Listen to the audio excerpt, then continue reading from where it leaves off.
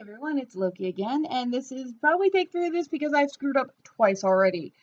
One was due to cat malfunction, and the other one I went to blow glitter off my thing and it hit my keypad, which had my mouse on it, which caused it to hit the stop button, and my editor isn't working right now because a few things on my computer are debunked, and I'm working on fixing that. So what we're going to do is we're taking little jars like this and filling them with glitter and making fairy jars. So what you want to do is get your jar, uncork it. I bought 10 of these off Wish for $1. Not $1 a piece, they were $1 for 10. Take a thing of paper, cut a little scrap out of it. You don't want to make it too big because these bottles are small. If you get a bigger bottle, you can do that. These are more meant for necklaces. What I'm going to do is write something on it. You can write fairy dust, you can write your name, you can write a friend's name, your best friend. I'm doing something for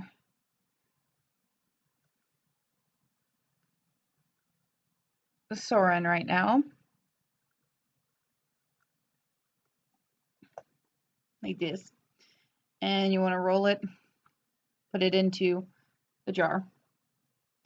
Sometimes you can get them to cooperate with you, sometimes you can't. This one I'm actually going to do a straight on in there. And then you want to take your glitter in your jar and tap some in. What you want to try to do, and I've been working on this for a while, is you want to take your jar and put it either the mouthpiece on the opening or on one of the round settings to get the glitter in with little to no mess. You're going to make a mess regardless. And with some glitter, it will take a little bit of time. Obviously, because this one is confetti hypo glitter, it will take a little bit longer because if it's long, when you're doing fine grain glitter, it's really, really fast. So you have to be careful. And I will add a little bit of this to it just for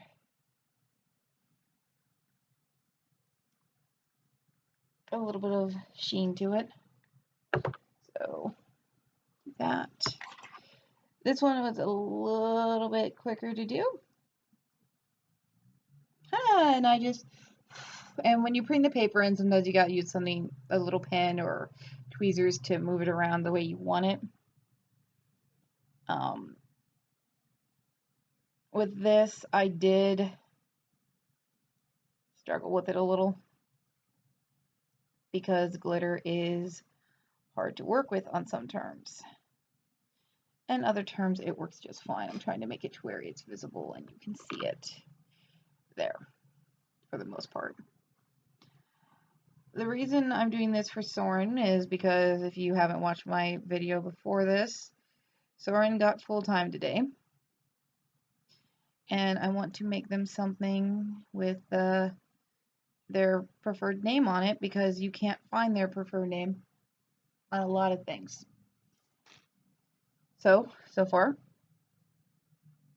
it's in there. Yeah, it'll say Soren whenever they get it to the right place. So, what you want to take is, you can use super glue, you can use anything. Right now, I'm using clear nail polish as an adhesive because I am out of super glue. You do what you can when you're happy that one of you have full time, but right now you're still broke. And the reason why I can do this without worry of Soren seeing it just yet is because Soren's at Furlandia, which is a fur con that happens here in Portland at the Sheridan at the airport. So they are there with their friend.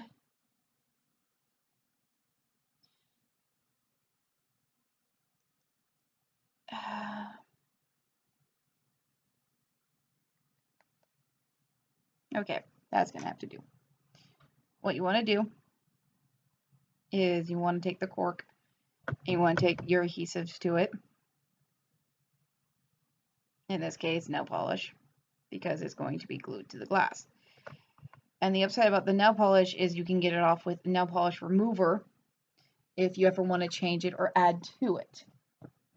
And I am covered in glitter, people.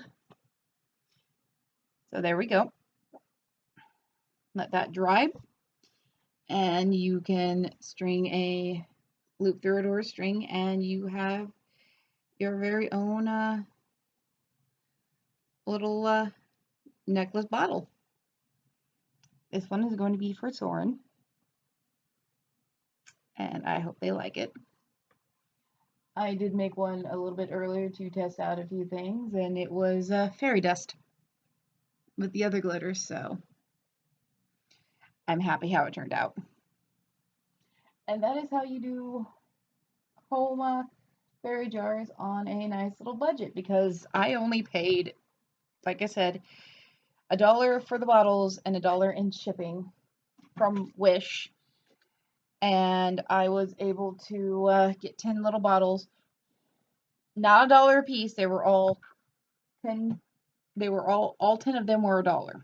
So I now have 8 of them left, and I'm planning to do multiple things with those, like use them in a fairy garden, use them for little spell bottles, just fun little things, because they're adorable and they can be used for that.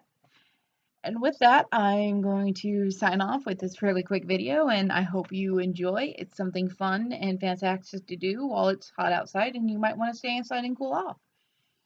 And it's a fun thing for kids as well. So enjoy, have a happy, great Friday, enjoy your blessed, beautiful weekend, depending on where you are.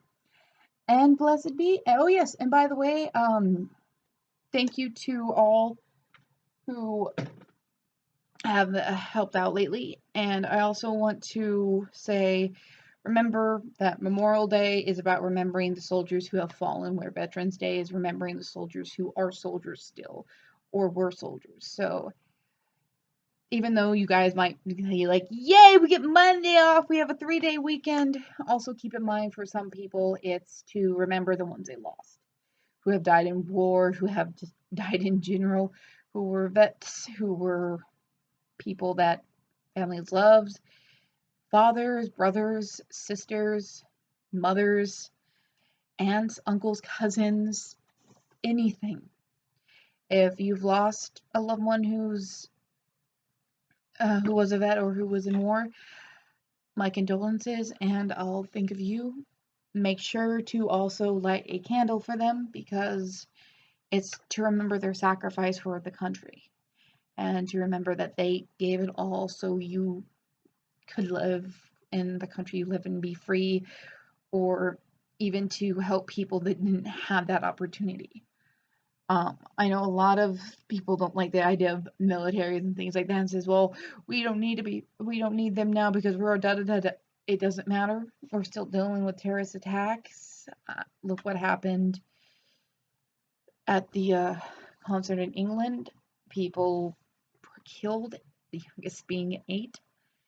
So, if anything, light a candle for them. Light a candle for anyone who is lost, who is gone, who is not with us anymore. Memorial Day is about remembering the ones who fell. May they have been your great-grandparents, your grandparents, or distant relatives. It still matters. So with that, I say blessed be.